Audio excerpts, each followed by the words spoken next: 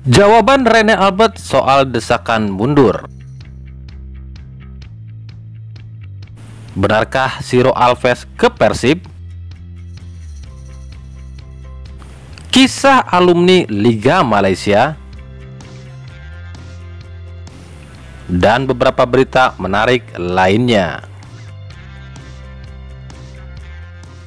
Hai Rio Hotspot Lovers, inilah Rio Hotspot edisi kali ini.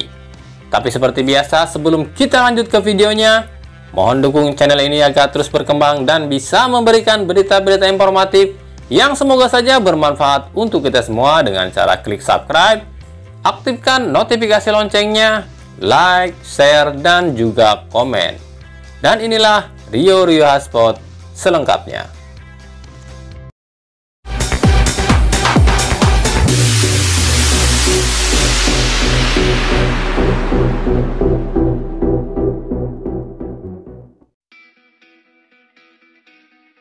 Di tengah desakan mundur dari supporter Persib yakni Bobotoh, pelatih Persib Bandung Robert Rene Albert akhirnya buka suara. Menurut Rene Albert, tekanan dari berbagai pihak termasuk dari supporter dalam sepak bola adalah hal yang wajar dan bukan hanya di Persib saja. Karena setiap klub maupun supporternya pasti menginginkan hasil yang terbaik untuk timnya. Namun Rene Albert memastikan jika Persib masih aman dan masih di jalur juara, naik turun sebuah performa tim adalah hal yang wajar karena di sepak bola ada istilah menang, seri, dan kalah. Rene Albert membandingkan bahkan tim sekelas Liverpool dan Manchester City saja yang dipenuhi bintang-bintang harus berjuang untuk bisa di papan atas. Menurut Rene Albert, semua butuh proses dan tak ada yang instan. Setiap pertandingan di sepak bola tentunya ada tekanan. Itu wajar karena itu bagian dari sepak bola. Seperti yang saya katakan, kami masih di jalur persaingan menuju tangga juara dan itu yang ingin kami lanjutkan. Di era sepak bola modern ini, tak ada satupun tim yang jadi juara secara instan. Semua butuh proses. Bahkan tim sekelas Liverpool dan Manchester City saja yang dipenuhi bintang harus berjuang untuk naik ke papan atas. Pemenang liga bukan ditentukan sekarang, tapi di akhir musim. Dan kami percaya kami akan bisa lebih baik lagi dan bisa terus memenangkan pertandingan, ujar Robert Rene Albert. Baru-baru ini, publik sepak bola Bandung khususnya Bobotoh dibuat baper dengan beredarnya video tentang Ciro Alves, pemain Persikabo yang melakukan latihan bersama dengan para penggawa Persib Bandung yakni Maklok dan Ezra Walian. Untuk meluruskan ini, mari kita klarifikasi. Video ini diambil pada bulan Mei 2021 lalu, di mana kala itu ada 6 orang pemain yang diundang untuk melakukan sesi latihan dalam rangka promosi iklan sebuah resort di Bali. Acara yang dilangsungkan di Bali ini dihadiri oleh beberapa pemain seperti Ciro Alves, Maklok, Ezra Walian, Greg Nwokolo, Stefano Lillipali, Beto Gonçalves, serta Jamerson Xavier dan Wander Luiz. Ciro dan Maklok sempat mengunggah video ini di akun Instagram mereka. Namun justru yang menjadi sorotan adalah para akun bola menggosipkan Ciro Alves akan gabung ke Persib. Ciro Alves sendiri sempat berkomentar mengenai rumor dirinya yang akan hijrah ke Persib. Menurut Ciro, segala sesuatu dalam sepak bola itu bisa terjadi dengan cepat. Hari ini di sini, mungkin besok sudah pindah di sana. Saya tidak tahu nasib saya ke depan seperti apa. Apakah masih di tim ini, yakni Persikabo, atau akan pindah ke klub lain musim depan.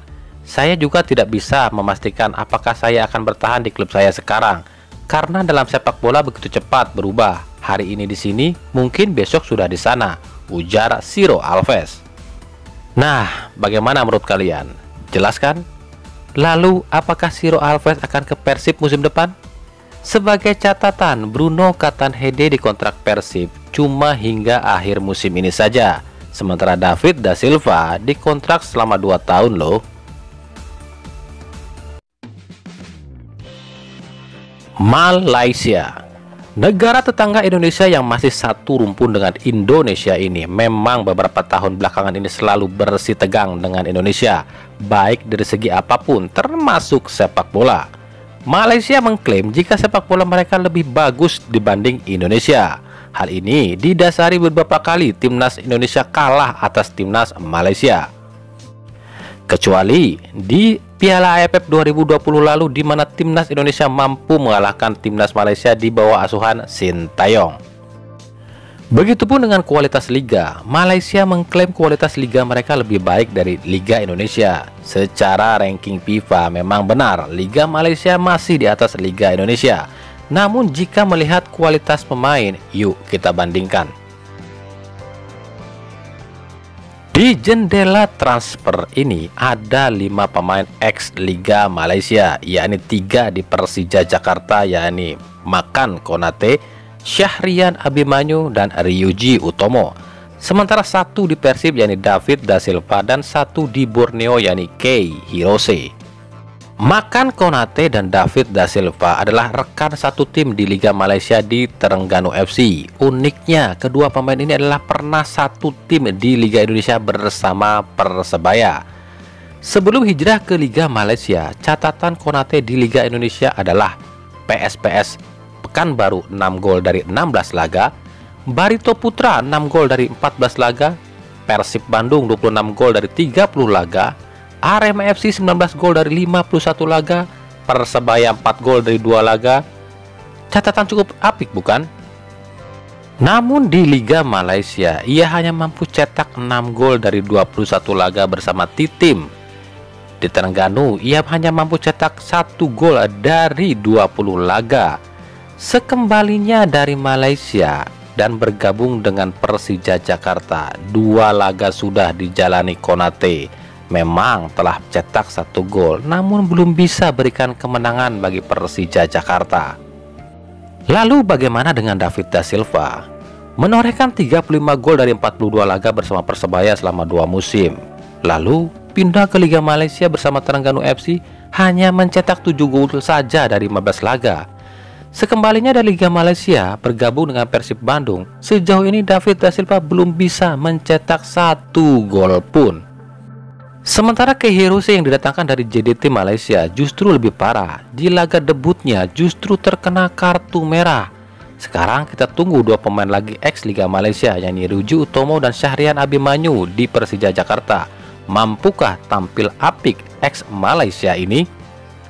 Lalu pertanyaannya adalah, siapa yang lebih baik, Liga Malaysia atau Liga Indonesia? Atau mungkin Liga Indonesia terlalu keras bagi pemain-pemain ini, jadi mereka tidak berkembang di musim ini.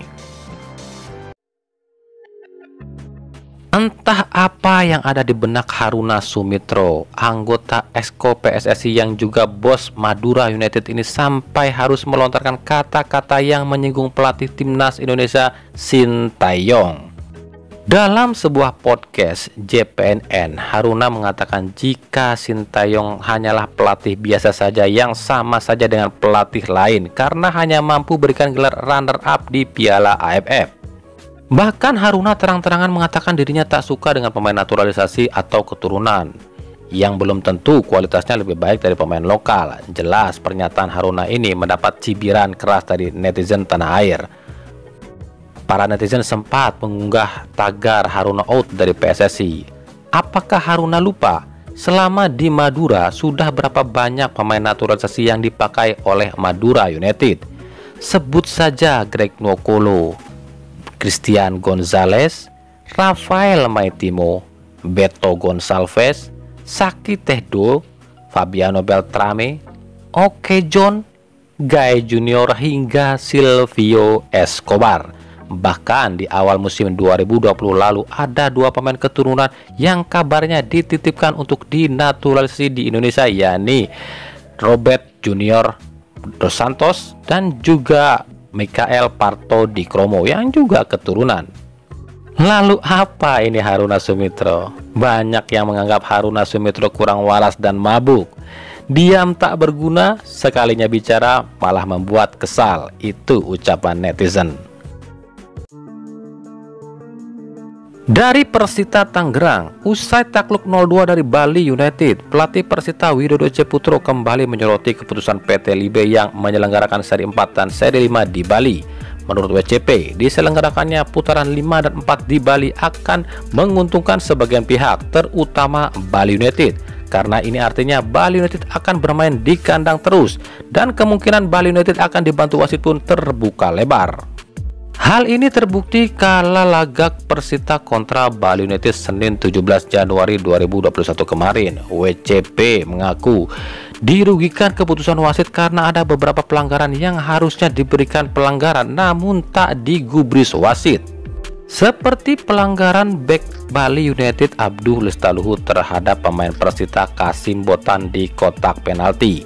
Dalam tayangan ulang, jelas jika Abduh Lestaluhu melanggar Kasim Botan, namun wasit tak menggubrisnya. WCP kesal hingga melempar botol minuman di pinggir lapangan. Ia pun protes pada wasit yang memimpin laga ini, namun justru ia terkena kartu kuning. Jelas 1000% itu penalti. Saya yang dari jauh saja jelas melihatnya. Masa wasit nggak melihat? Dari awal saya sudah nggak yakin Liga digelar di Bali karena ini akan menguntungkan tim tuan rumah saja dan kami jadi korbannya, ujar Widodo Ceputro. Nah, itulah tadi Rio Hotspot edisi kali ini. Ikuti terus berita seputar sepak bola khususnya Liga Indonesia dan pernak-perniknya hanya di Rio Hotspot. Terima kasih yang telah menyaksikan video ini dan mengunjungi channel ini. Kritik dan saran tetap kami nantikan di kolom komentar atau di media sosial kami di bawah ini. Sampai jumpa di video selanjutnya dan salam Rio Hotspot.